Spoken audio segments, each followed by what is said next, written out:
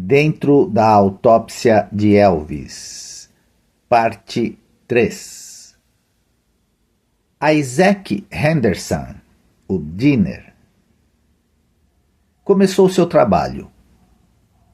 Pegando um bisturi chamado Bard Parker, número 22, Henderson começou a cortar o ombro esquerdo. O bisturi parecia muito com as lâminas que as crianças usam para esculpir aeromodelos. O Dinner havia iniciado um procedimento conhecido entre os patologistas como quebrar o peito. Henderson aplicou pressão em sua lâmina, cortando até o osso, e a puxou para baixo em um ângulo em relação ao xifoide, o ponto mais baixo do externo. Em seguida, ele puxou a lâmina de volta do xifoide em um ângulo oposto ao ombro direito. Isso formou uma cunha em forma de V. Em seguida, ele usou o bisturi para raspar os músculos da caixa torácica.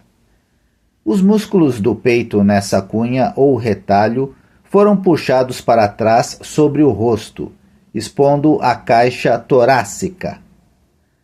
Da base do corte em V, no xifoide, Henderson puxou o bisturi profundamente para baixo, circulou o umbigo e então retornou para uma incisão abdominal em linha reta até o osso púbico. O V agora parecia mais um Y. Na verdade, os patologistas chamam essas incisões iniciais de autópsia de fazer um corte em Y. Os músculos que cobriam a cavidade abdominal foram raspados lateralmente em cada lado, expondo essa área. O Dinner então pegou uma serra óssea, Stryker, que leva o nome de seu fabricante, e a conectou a uma tomada.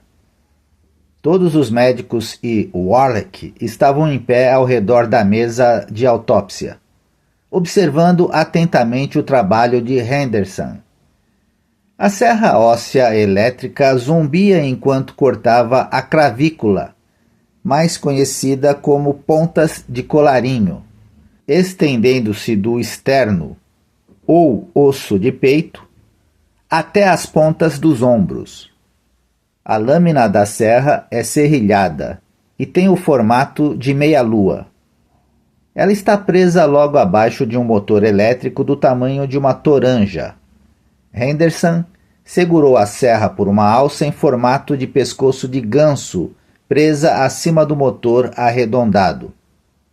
A serra Stryker também é usada para cortar moldes de gesso. Ela não deve cortar carne se escorregar do osso. Enquanto cortava as costelas, a serra de Henderson ocasionalmente atingia pequenas veias e enviava pequenos respingos de sangue. Tendo cortado as costelas e o externo, Henderson colocou a serra de lado e tentou levantar o peitoral. Mas alguns dos órgãos embaixo estavam presos. Ele teve que raspar mais músculos com a lâmina de bisturi. Agora o peitoral foi levantado livremente, e o coração, os pulmões, a glândula timo, o esôfago, a traqueia e a laringe foram expostos. Os médicos examinaram a cavidade torácica para se certificar de que os pulmões estavam em sua posição correta. Estavam. Não eram pulmões de fumante. Warlick, que havia assistido a centenas de outras autópsias, achou que pareciam pulmões normais e não viu nada de significativo neles neste momento. Os médicos também examinaram a área do tórax para ver se Elvis havia sofrido hemorragia ali. Eles estavam procurando pela ruptura de um aneurisma. Um aneurisma é uma condição anormal caracterizada pelo estiramento ou distensão de uma parte da parede de uma artéria. A aorta é particularmente suscetível à formação de um aneurisma. Nada parecido com isso foi encontrado na cavidade torácica, e uma verificação posterior da cavidade abdominal não mostrou nada de errado. Isaac Henderson usou seu bisturi para cortar do diafragma até o púbis, através da camada abdominal de gordura, chamada panículo. Ele puxou essa camada para trás, expondo os órgãos abdominais, intestinos grosso e delgado, fígado, baço, estômago, vesícula biliar e pâncreas. Henderson usou sua lâmina para expor os órgãos do pescoço. Ele cortou o assoalho da boca abaixo da língua e continuou cortando a coluna cervical. Ele puxou a faringe, laringe, esôfago, traqueia, pulmões e o coração para a área abdominal e depois para fora do corpo. Esses órgãos foram dispostos na mesa coberta de cortiça com água escorrendo sobre sua superfície.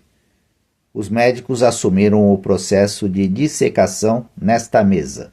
Bell e Chesney fizeram a maior parte desse trabalho com Muirhead, Francisco e Warlick observando por cima dos ombros. Os dois médicos começaram a fazer sondagens nos pulmões. Eles estavam procurando por uma das principais causas de morte súbita: uma embolia pulmonar.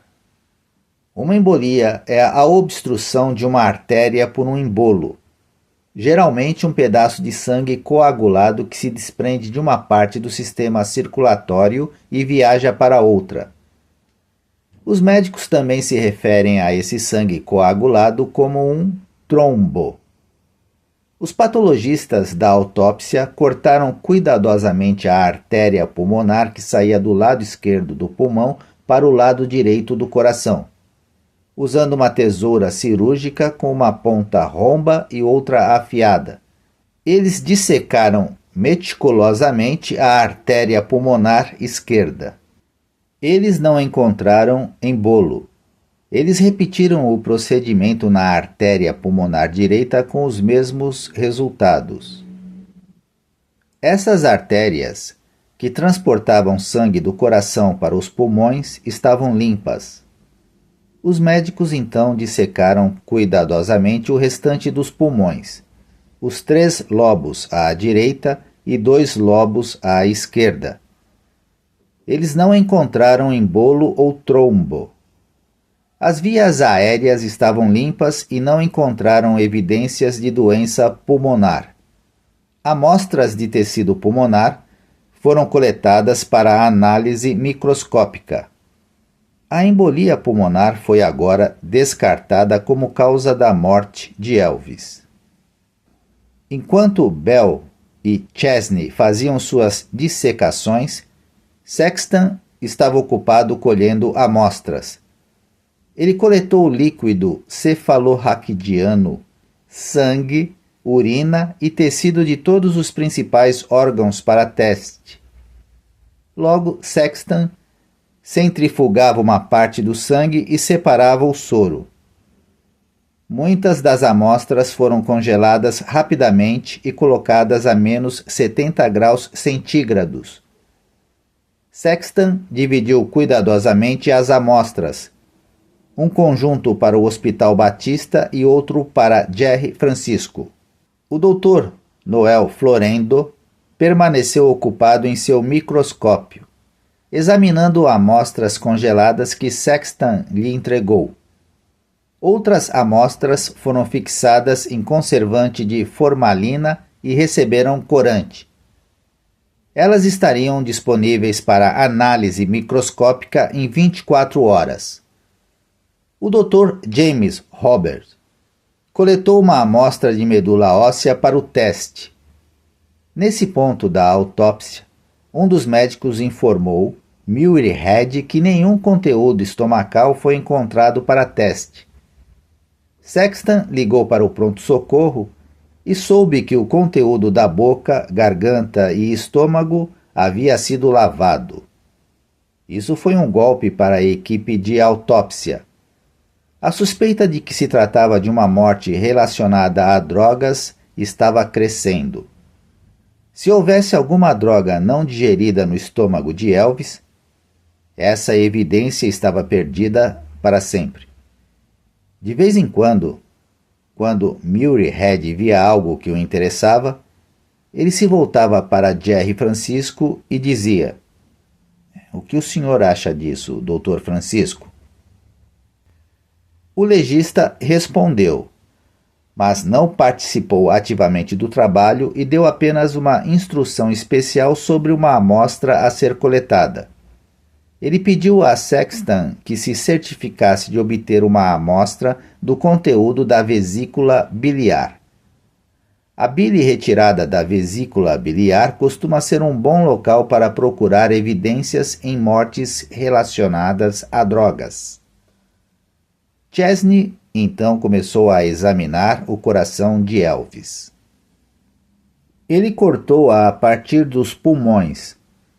Todos na sala observavam enquanto ele trabalhava. Chesney ergueu o coração da mesa. Era extremamente grande. Em vez de parecer um músculo vermelho, este coração parecia uma flacidez marrom. Um coração humano normal pesa cerca de 75 gramas.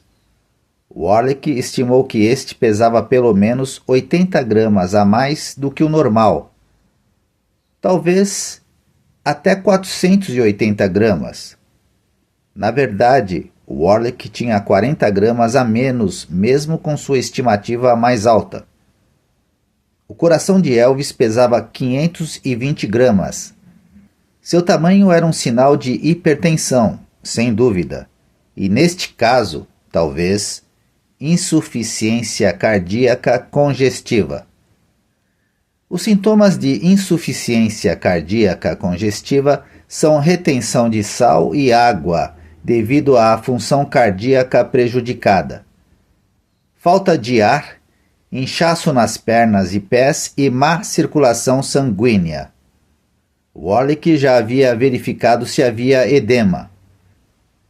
O inchaço e a retenção de líquidos associados à insuficiência cardíaca congestiva, e não encontrou evidências disso.